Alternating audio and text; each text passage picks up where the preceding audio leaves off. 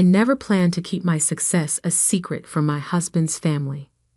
That choice was made for me the first time I met my mother-in-law, Diana Sterling, at their sprawling mansion in Newport Beach. I'd driven there in my old Honda Civic, wearing a simple sundress from Target, holding a homemade apple pie. Looking back, I should have known from her expression, that slight curl of her lip, the dismissive once-over, exactly what kind of woman she was. So this is the girlfriend Thomas won't stop talking about, she'd said, emphasizing girlfriend like it was a dirty word. I must say, when he mentioned you were a business major, I expected someone more polished.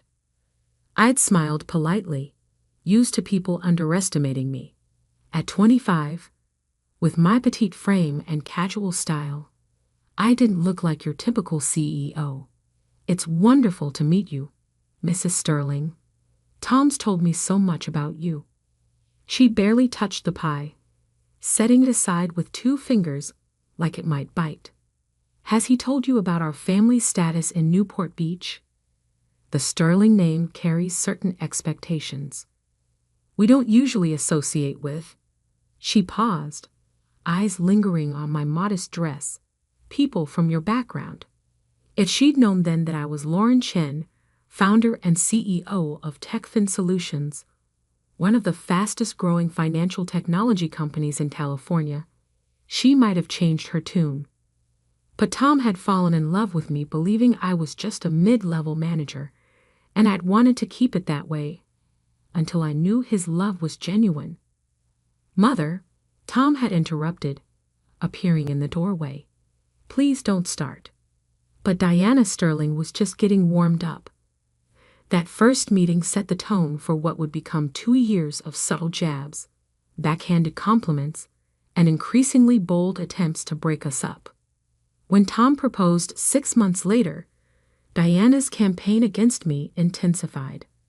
Darling, she'd cornered me at the engagement party she'd grudgingly thrown, champagne glass in hand. I assume you'll be signing the prenup? We can't have gold diggers trying to claim the Sterling fortune. I'd signed it without hesitation, much to her surprise. Let her think I was after their money. It was easier than explaining that my net worth was triple theirs. The wedding was a lavish affair, planned entirely by Diana to showcase the Sterling family's wealth.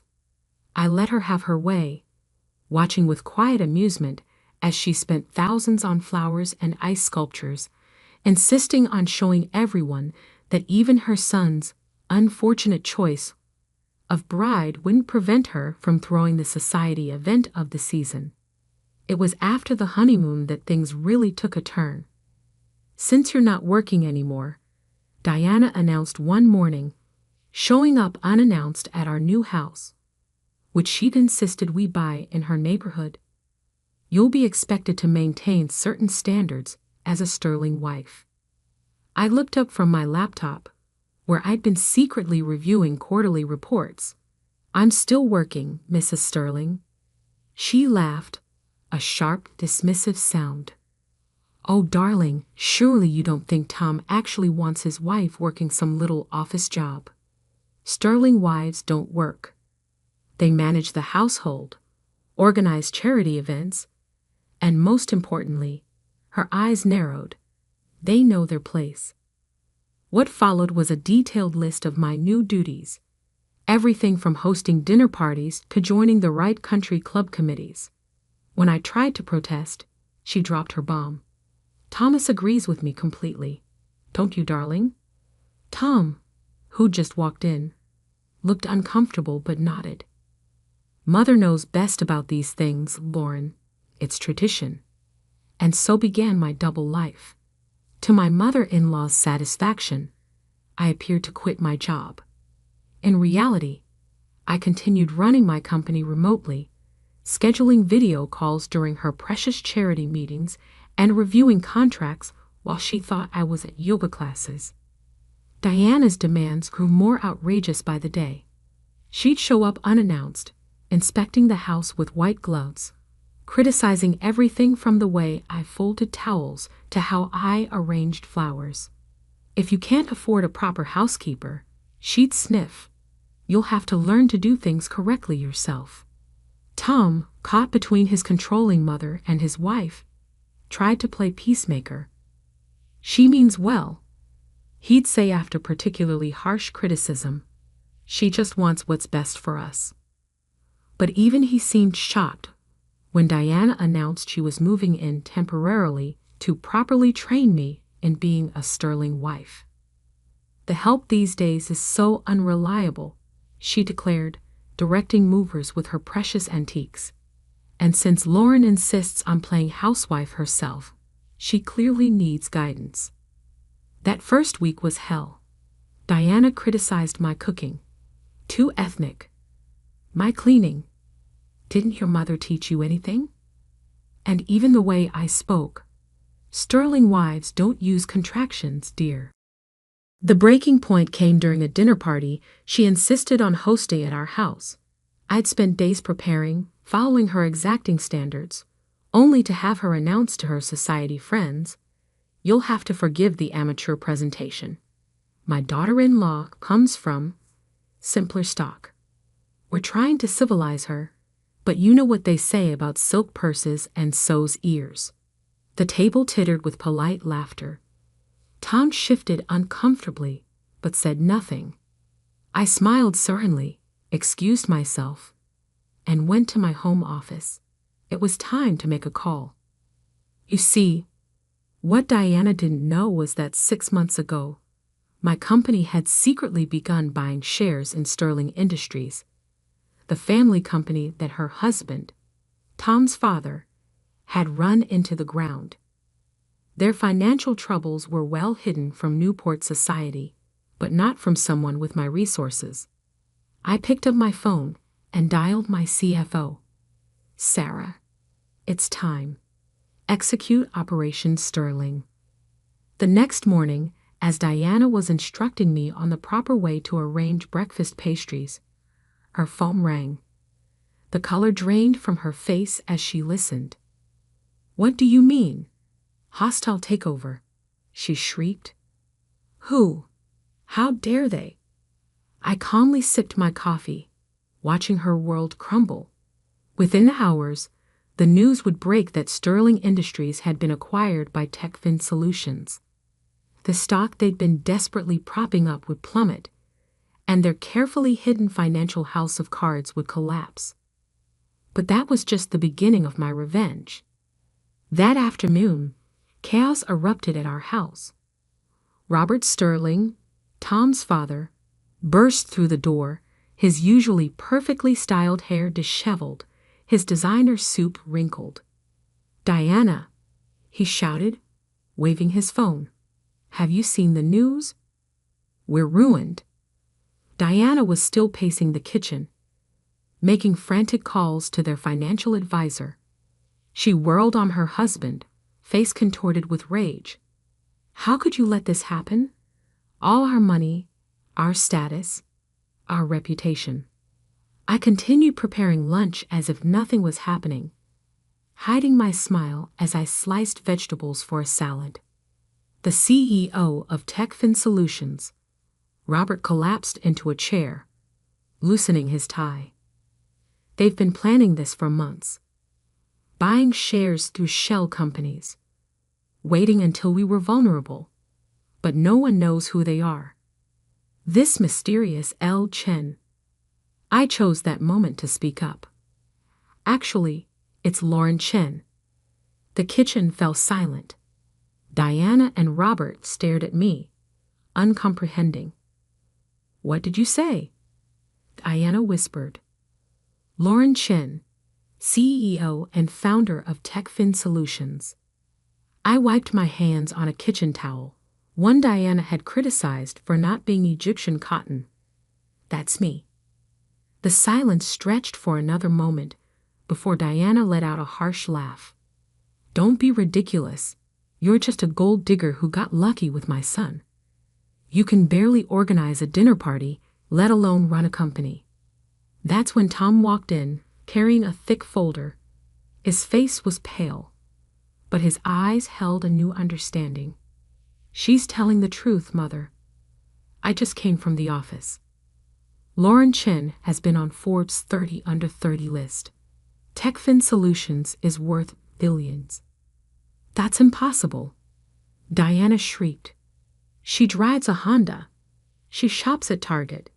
She makes her own pie. Yes, I said calmly. I do all those things. Because unlike some people, I don't measure worth by designer labels or family names. I built my company from nothing, working 18-hour days, while putting myself through college. I earned everything I have. Robert's face had turned an alarming shade of purple. Why? Why would you hide this? Why would you pretend to be ordinary? Because I wanted Tom to love me for who I am, not my bank account. I turned to my husband, heart racing. This was the moment I'd been dreading. I'm sorry I didn't tell you sooner, Tom. I was going to, but then I met your mother, and I saw how she treated people she thought were beneath her. I wanted to know if you were different. Tom was quiet for a long moment, processing everything. Then, to my surprise, he started laughing. This explains so much. The mysterious work calls, the yoga classes that left you energized instead of tired, how you never seemed bothered by Mother's comments about money. Thomas, Diana screeched. This is not funny. She's destroyed us. No, Mother. Tom's voice turned stern. You destroyed yourself. With your prejudice, your cruelty, your obsession with status. Lauren just exposed what was already rotten. Diana crumpled into a chair, her perfect makeup streaking with tears. What will people say? What will happen to us? That depends, I said, pulling out my laptop. I have a proposal. I opened a document and turned the screen toward them. Sterling Industries can be saved, but there need to be changes. First, Robert steps down as CEO. The company will be restructured under TechFin's umbrella, with new management and transparency measures. Robert nodded numbly, knowing he had no choice. Second, I continued, the Sterling Foundation's charitable works will be audited and reformed. No more using it as a personal slush fund, Diana. Real charity, helping real people. Diana flinched but didn't argue. Third, and most importantly, you both will attend weekly therapy sessions to address your classist behavior and family dynamics. If you want to maintain any relationship with your son and access to your remaining assets, you'll learn to treat people with respect, regardless of their perceived social status. And if we refuse, Diana's voice was barely a whisper. Then the merger proceeds as planned. Sterling Industries is dissolved, and you lose everything except what's in your prenup. Mother, Tom answered for me. I suggest you take the deal. Watching Diana and Robert sign the agreement was deeply satisfying, but not as satisfying as what came next. 2 weeks later, at the first charity gala after the takeover, Diana had to stand beside me as I was introduced as the CEO of TechFin Solutions and the new chairwoman of the merged companies. The whispers and stares from her society friends were delicious. But you always said your daughter-in-law was a simple housewife. Mrs. Vanderton commented loudly. Didn't you make her work as your maid? Diana's face flamed red. I may have misunderstood some things. Some things. Tom joined us, putting his arm around my waist. Mother, why don't you tell them about Lauren's latest acquisition? Or her plans to establish a scholarship foundation for underprivileged students? Over the next year, things changed dramatically. Robert, freed from the pressure of maintaining appearances, actually thrived in his new advisory role. The company's ethical reforms An innovative direction under my leadership made it more profitable than ever. Diana's transformation was slower, but perhaps more meaningful. The therapy sessions revealed deep insecurities about her own humble beginnings. She'd come from a middle-class family and had spent her life overcompensating. Gradually, she learned to value people for who they were, not what they owned. One morning, she showed up at our door holding a pie. "I made it myself," she said hesitantly. "The therapist suggested I try doing things I used to criticize you for. It's probably not as good as yours."